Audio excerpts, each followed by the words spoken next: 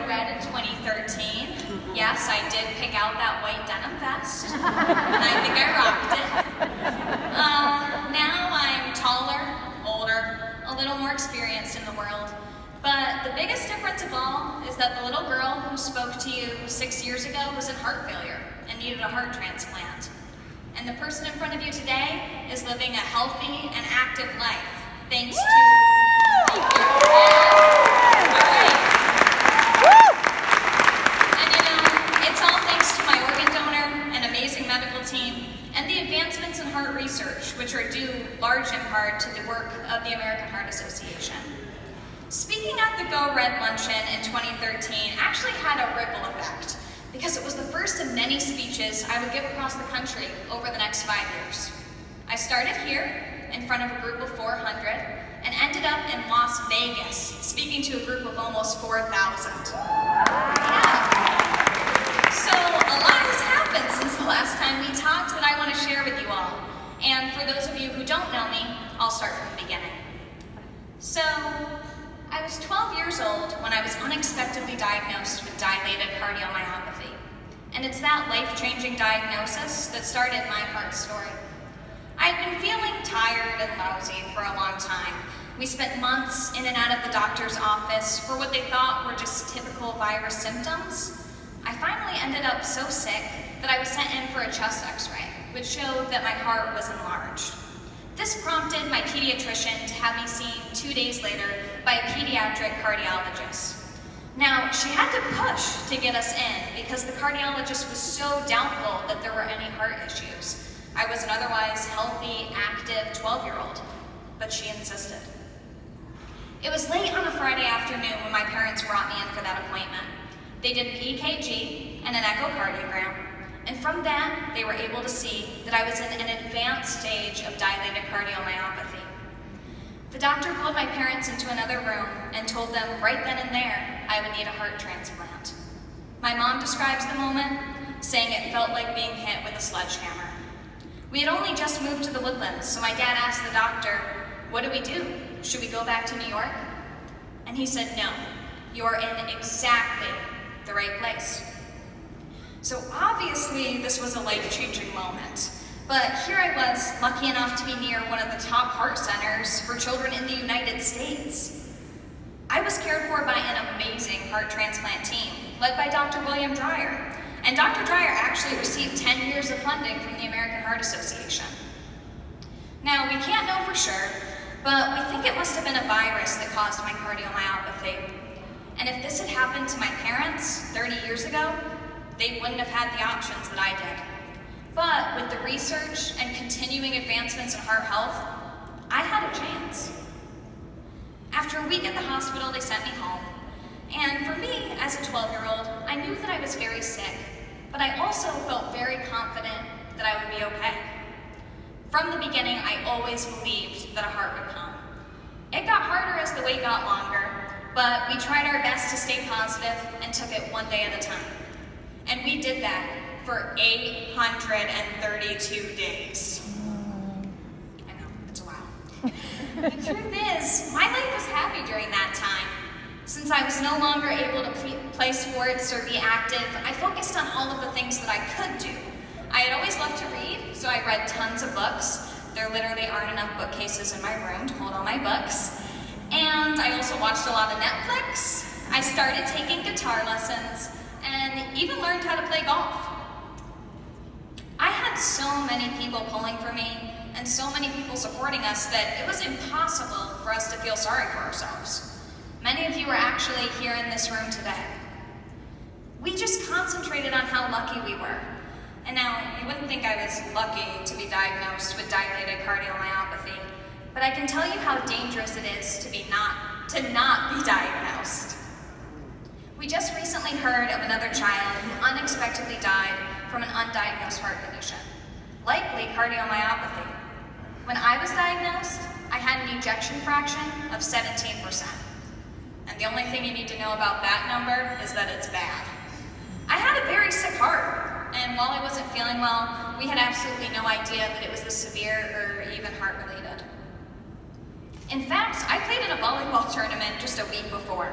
If I I had kept up that kind of activity, thinking that I just had a virus, our story would be very different. Now, I mentioned before that we waited 832 days. And I know that sounds pretty terrible, but I gotta tell you, it really wasn't.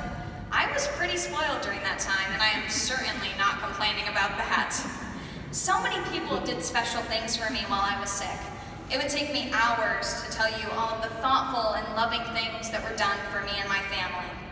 I was able to take a trip through Make-A-Wish to visit the site of my favorite television show called Psych. Any Psych fans in the house? It's a good show. We spent 4 days in Vancouver, and it was the experience of a lifetime for all 4 of us. I got to be in the tunnel for a Texans game and high-five Juju while I was way out to the field. All right, go Texans, yeah. All right. Also, one of my bucket list items was to see a Broadway show. So an anonymous benefactor, we still don't know who it was today, paid for my whole family to fly to New York City for 5 days. Students at my school did a coin drive for me, the choir had a benefit concert, my sister, who was 9 at the time, had a lemonade stand one Saturday morning and made over $2,000. One morning we opened our door and found over $300 cash in a bag at our door. Like I said, we were very well cared for during this whole time. But one of the most special things we received was a check from a couple we had never met who had lost both of their children to cardiomyopathy. They did a fundraiser in honor of their babies, Cade and Addie, and they sent part of that money to us. It was things like that that showed us the best in people, and it made us want to do the same. So, I've told you a bit about the wait. Now let me tell you about day 832. I started to have some dangerous heartbeats about 3 weeks prior, so they raised my status on the waiting list. In the meantime, they decided that I should get an ICD implanted, or a defibrillator. We had gone all this time without me having any major issues, and I did not want to get that ICD. In fact, I prayed that night that a heart would come so I wouldn't have to go through that. We arrived for my procedure very early in the morning, and when we got there, they told us that there was an issue finding a bed and that they may have to reschedule. We were so frustrated. We hadn't eaten because I couldn't eat before the procedure, which makes all of us grumpy, and my mom was just not happy with the situation, you guys. They told us that if we were willing to wait, they would try to work it out. So we waited a few hours, and they finally came back and told us we were good to go. We went up to the pre-op area, and they got me ready. And then we waited some more. By this time, it's 1 o'clock in the afternoon.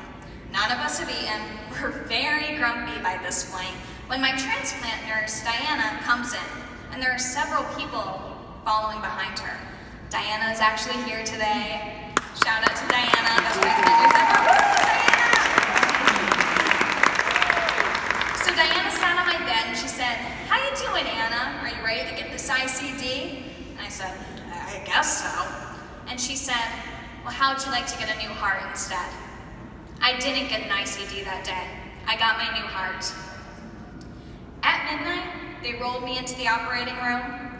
It would take 10 hours and a couple of rough days after that, but I had a strong, healthy heart, thanks to the love of an organ donor and my amazing heart team.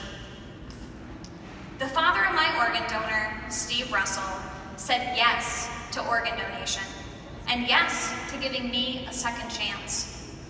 His daughter, Clarissa, was 20 years old when she was in a car accident. She was not a registered organ donor, but Steve believed that's what she would want. In what must have been his darkest moment, he said yes to helping a stranger. 2 years ago, we were able to meet Steve in person, and the rest of Clarissa's family. It is an honor to be a part of each other's lives. There Steve is, listening to Clarissa's heartbeat. And here they are at my graduation last year.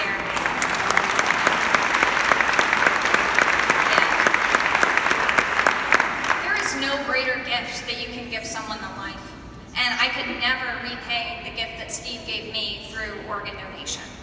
But I can celebrate and honor Clarissa by living my life well. And hopefully watching me do that will be a small gift back to him. When I shared my story 6 years ago, I was a skinny little kid in heart failure. Today, I'm a healthy 19-year-old, and I just completed my freshman year of college in Boston, Mass.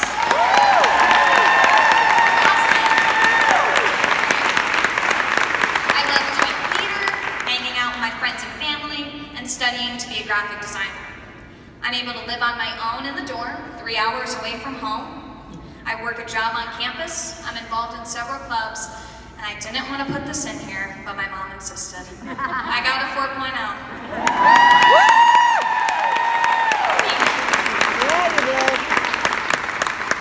Now, my bucket list has grown. I hope to study abroad in London next year. I want to travel, find my dream job in design, have a family of my own. This is all possible through the endless work of the American Heart Association. And those of you sitting in this room, the strides being made through your generosity enable patients like me to live with conditions that weren't survivable years ago. Now, the truth is, a transplanted heart is not a cure. For several reasons, a transplanted heart doesn't last a lifetime, and I will likely face this again in the future. I'm monitored every 3 months by my new heart team in Boston. I take a regimen of medications to prevent rejection and keep off other issues like coronary artery disease. Transplant life isn't perfect, but because of the efforts of these medical professionals and the continued support of the American Heart Association, I have every reason to hope that my life will be a long one. What you do here is truly changing lives. You can see how it changed mine, and I can't thank you enough. Thank you.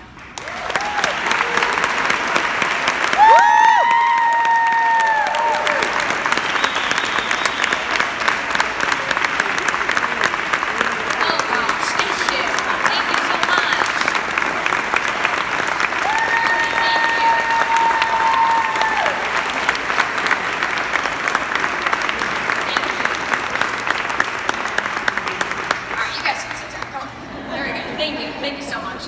And I just want to say thank you again for joining me today in support of a cause that means the world to me. Because of the American Heart Association's research and work, I'm still here as a daughter, a sister, and friend. But my fight isn't over, and as I said before, transplants don't last a lifetime. In fact, the survival rate for a transplanted organ after 5 years is 75%. I am so grateful for the organ donor that saved my life, but my future now depends on new research and emerging medicine to keep me here for a long time. So today, I ask you to partner with me in support of the AHA to continue the work that helped save my life. I invite you to think about the people who came before you and gave at an event like this that funded the research that saved my life. For all of them, and for you, the 1 in 3 women in this room who has or will battle heart disease, I ask you to open your heart and make a generous gift today to support the work of the American Heart Association to help save lives of people like me. We're looking for 100% participation today, so I ask you, please give. And thank you so much again. Thank you.